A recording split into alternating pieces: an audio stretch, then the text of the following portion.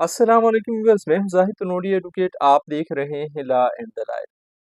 Lahore high court نے ایک بہت ہی اچھا فیصلہ دیا ہے، شاندار فیصلہ دیا ہے اوورسیز پاکستانیز کی پراپرٹیز کی پروٹیکشن کے لیے۔ ویورز، اس سے قبل بھی میں اس موضوع پر ایک ویڈیو بنا چکا ہوں۔ اس قانون کو میں نے ڈسکس کیا جس کا نام تھا اوورسیز پاکستانیز پراپرٹی ایکٹ 2025۔ اس ویڈیو میں نے تفصیلاً ذکر کیا ہے کہ یہ قانون ہے کیا، اس کے تحت کون اوورسیز پاکستانی ہے، کون دعویٰ دائر کرے گا، کس طریقے سے، کتنے ٹائم لیمٹ میں کورٹ ڈیسائیڈ کرے گی، کون سی کورٹ کے پاس اختیار ہے اس کیس کو سننے کا، اور اپیل کتنے ٹائم میں ہو سکتی ہے۔ اس ویڈیو کا لنک میں ڈسکرپشن میں شیئر کر رہا ہوں آپ کے ساتھ، لیکن آج کی ویڈیو میں ہم ڈسکس کریں گے لاہور ہائی کورٹ کے سامنے معاملہ تھا کیا۔ ویورز، 4 قسم کی پٹیشنز آئیں لاہور ہائی کورٹ کے سامنے۔ ایک تھی FAO first appeal against order, جس کا ٹائٹل تھا محمد نواز بنام بابرہ نواز وغیرہ۔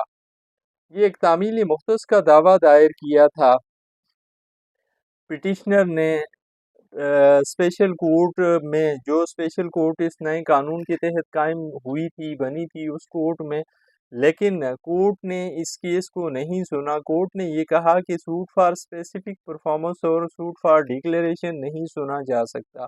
اس کورٹ کے پاس اختیار ہے صرف ان کیسز کو سننے کا جس میں رائٹس کنفرم ہیں۔ دوسرا ایک کیس، اس میں ایک ریٹ پٹیشن آئی اسی طرح کے ایک آرڈر کے خلاف، نیچے ٹرائل کورٹ میں ایک اٹارنی چیلنج کی گئی تھی سوٹ فار ڈکلیریشن کے ذریعے، تو اسپیشل کورٹ نے یہ کہا کہ اس اٹارنی کو چیلنج کرنے والا کیس عام سول کورٹ میں جائے گا، یہاں اس کورٹ میں اس کو بھی نہیں سنا جا سکتا۔ تیسری ایک ریٹ پٹیشن تھی 2275۔ اس ریٹ پٹیشن میں سکسیشن سرٹیفکیٹ کے لیے دعویٰ دائر کیا گیا تھا، اس دعوے کو نہیں سنا گیا۔ کورٹ نے یہی پلی لی کہ اس کورٹ کے پاس اختیار اس طرح کے معاملات سننے کا نہیں ہے۔ اور ایک اور ریٹ پٹیشن تھی جس کا نمبر تھا 2279، 2026 کی یہ ریٹ پٹیشن تھی، یعنی 3 ریٹ پٹیشنیں اور ایک FAO ڈیسائیڈ کی کورٹ نے اس ایک اپنی ججمنٹ کے ذریعے۔ اب کورٹ کے سامنے ایشو یہ آیا ان چاروں کیسز میں کہ اسپیشل کورٹ کون سی پراپرٹیز کے کیسز سن سکتی ہے۔ کورٹ نے اس قانون کو دیکھا، دونوں پارٹیوں کے وکلاء کو سنا، اور اس کے بعد کورٹ اس نتیجے پہ پہنچی کہ یہ اسپیشل قانون اوورسیز پاکستانیز کی اموویبل پراپرٹیز کی پروٹیکشن کے لیے بنایا گیا ہے، اور اسی مقصد کے لیے ایک اسپیشل کورٹ بنائی گئی ہے۔ اب یہاں پر اس کورٹ نے کسی بھی کیس کو سننے کے لیے صرف 2 باتوں کو دیکھنا ہے۔ نمبر 1 کہ یہ اموویبل پراپرٹی سے ریلیٹڈ کیس ہو یا اس سے متعلقہ کسی اور معاملے کے حوالے سے یہ کیس ہو۔ نمبر 2 یہ اوورسیز پاکستانیز یعنی پلینٹفس میں سے یا ڈیفینڈنٹ میں سے کوئی ایک پارٹی بھی اگر اوورسیز ہے اور اوورسیز کی ڈیفینیشن پہ پورا اتر رہی ہے تو اس کے حوالے سے یہ کیس ہونا چاہیے۔ اس ہائی کورٹ نے اپنے اس فیصلے میں یہ کہا کہ نیچے والی عدالت نے جو چاروں پٹیشنز واپس کی ہیں دوسری کورٹس کو، یہ چاروں کی چاروں آرڈر جو ہیں یہ غلط ہیں۔ اس کورٹ کے پاس ہی یہ اختیار تھا کہ یہ اوورسیز پاکستانیز کی پراپرٹیز کے حوالے سے سارے کیسز سننے کی مجاز عدالت یہی ہے۔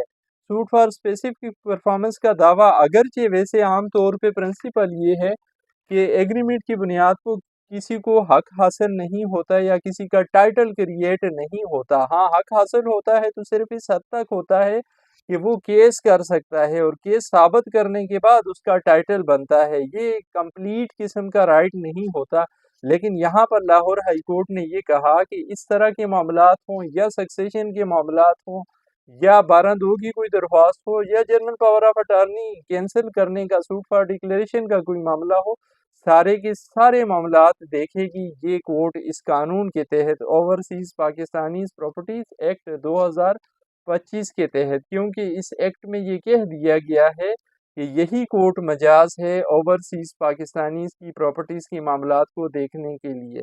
یہ قانون بڑا زبردست قانون بنایا گیا ہے، بڑا اچھا قانون ہے، اور بڑے شارٹ ٹائم پیریڈ میں اس قانون کے تحت ان اسپیشل کورٹس نے اوورسیز پاکستانیز کو بغیر کسی ٹیکنیکلٹی میں ڈالے، بغیر لمبے چوڑے ٹرائل کیے، تھوڑے سے شارٹ ٹائم پیریڈ میں ان کی کیسز کا فیصلہ کرنا ہے، انہیں سہولت دینی ہے، انہیں سہولت دینے کی غرض سے یہ قانون بنایا گیا ہے۔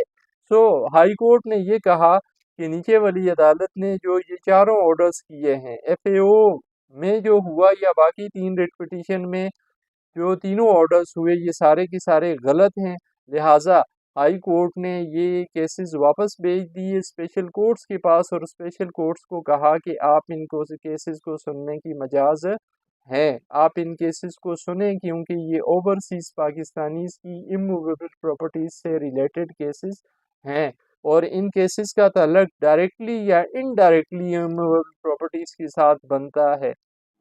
یہ فیصلہ اوورسیز پاکستانیز کے لیے مفید ثابت ہوگا، اور آنے والے وقت میں ان کو مزید سہولت ملے گی قانون سے اور ان عدالتوں سے ان کے مقدمات نپٹانے کے حوالے سے۔ یہ تھی آج کی ویڈیو جس میں ہم نے اس موضوع کو ڈسکس کیا کہ اوورسیز کورٹس کون کون سی پراپرٹیز کے کیسز یا کس کس نیچر کے کیسز ڈیل کر سکتی ہیں اوورسیز پاکستانیز کی۔ امید ہے یہ ویڈیو آپ کی معلومات میں اضافے کا باعث بنے گی، آپ کا علم بڑھائے گی۔ آخر میں گزارش، اگر آپ چینل پر نئے ہیں، آپ نے چینل سبسکرائب نہیں کیا ہوا تو چینل سبسکرائب کریں، ویڈیو لائک کریں، بیل آئیکن پریس کریں، تاکہ اویئرنیس کے حوالے سے ہر نئی آنے والی ویڈیو کا نوٹیفیکیشن آپ تک پہنچ سکے۔ زندگی رہی پھر حاضر ہوں گے کسی نئے موضوع کے ساتھ، اجازت دیجیے، اللہ حافظ۔